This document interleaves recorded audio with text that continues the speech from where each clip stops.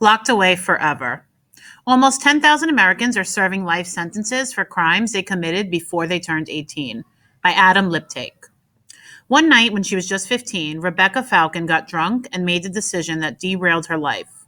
Now she is serving a life sentence without parole at the Lowell Correctional Institution in Ocala, Florida. Looking back, Falcon faults her choice of friends. I was like a magnet for the wrong crowd, she says. At the time, Falcon was living with her grandmother in Panama City, Florida. On November 19th, 1997, upset over an ex-boyfriend, she downed a large amount of whiskey and hailed a cab with an 18-year-old friend. He had a gun, and within minutes, the cab driver was shot in the head.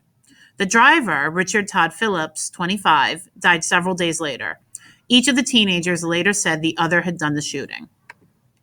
Falcon's jury found her guilty of murder, though it never did sort out precisely what happened. It broke my heart, says Stephen Sharp, the jury's foreman. As tough as it is, based on the crime, I think it's appropriate. It's terrible to put a 15-year-old behind bars forever. The U.S. is one of the few countries that does that. About 9,700 American prisoners are serving life sentences for crimes they committed before age 18. More than a fifth have no chance for parole. Life without parole is available for juvenile criminals in about a dozen countries. But a recent report by Human Rights Watch and Amnesty International found only 12 juveniles in Israel, South Africa, and Tanzania serving such sentences. In the U.S., more than 2,200 people are serving life without parole for crimes they committed before turning 18. More than 350 are 15 or younger. Cruel and unusual? Juvenile criminals are serving life terms with or without the possibility of parole in at least 48 states, according to a survey by the New York Times. And their numbers have increased sharply in the past decade. Of those imprisoned in 2001, 95% were male and 55% were black. Is such punishment fair for juvenile offenders?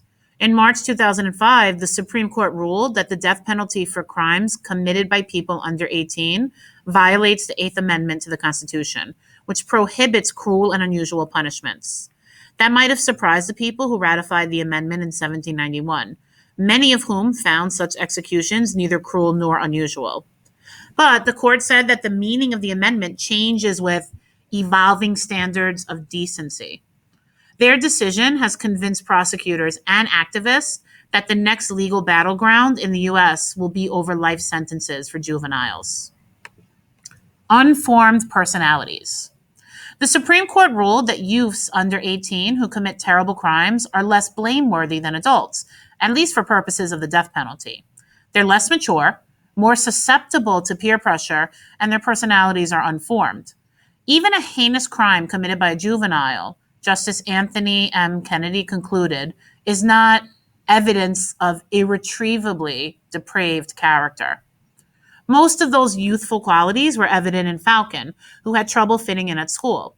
She is in prison for felony murder, meaning she participated in a crime that led to a killing but was not proved to have killed anyone.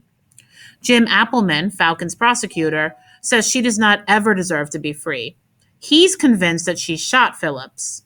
If she were a 29-year-old or a 22-year-old, he says, I have no doubt she would have gotten the death penalty. Although Falcon believes her sentence is unfair, she says her 8 years in prison have changed her. A certain amount of time being incarcerated was what I needed, she says. But the law I fell under is for people who have no hope of being rehabilitated, that are just career criminals and habitually break the law. And there's just no hope for them in society. I'm a completely different case. This can be hard. The case of another Florida teenager, Timothy Kane, shows how youths can be sent away for life even when they were not central figures in a crime. Florida is among the states with the most juvenile offenders, about 600, serving life sentences, about 270 without parole. On January 26, 1992, Kane, then 14, was playing video games at a friend's house in Hudson, Florida, while some other boys planned a burglary. That night, 5 youths rode their bike over to a neighbor's home. 2 backed out, but Kane followed Alvin Morton, 19, and Bobby Garner, 17, into the house. He did not want to be called a scaredy cat, he recalls. This is the decision that shaped my life, says Kane. He says he thought the house would be empty, but Madeline Weiser, 75, and her son John Bowers, 55, were home.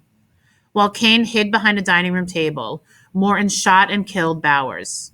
He then stabbed Weiser in the neck. Garner stepped on the knife, nearly decapitating her.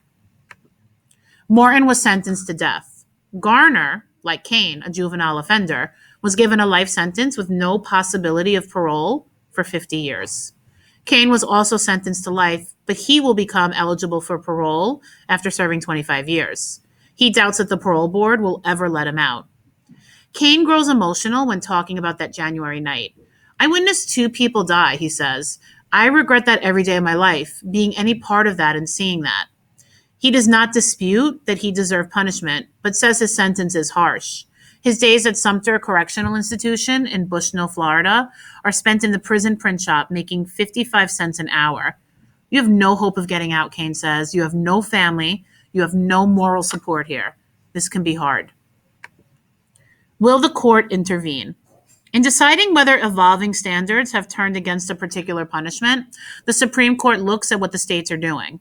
Life without parole for juvenile offenders is widely used, and only 3 states specifically ban it.